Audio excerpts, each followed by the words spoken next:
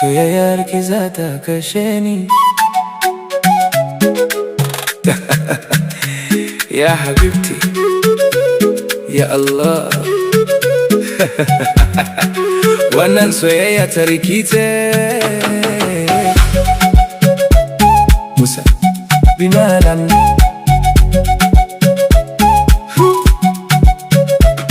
Kince baby ka zo mai soyayya, na ce ki taya albashi bai shigo ba.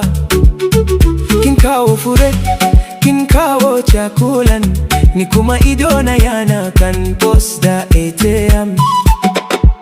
Kiki na cewa ka ce ina son ki, ni kuma na ce wallahi ina son kudi fiye da komai.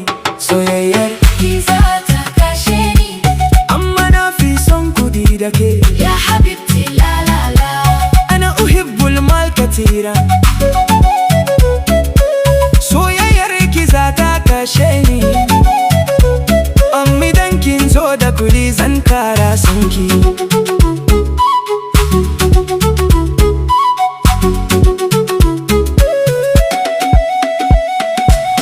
Kin ce mu je sinema, na ce farashin tikiti ya bani ciwon kai. Kin ce mu je restaurant, Na ce mu ci indomie a gida ya fi arha. Kullum kina kiran waya, ni kuma ina kashe data saboda sadar subscription. Da zarar alert ya shigo sai na tuna da ke.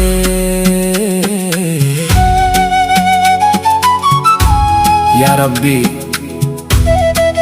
arzukni amwalin katira. ya Ubangiji, ka azurta ni da kudi masu yawa. Almalu jamil. Sai na ce Kima kina da kyau, amma kudi suna da harin kyau.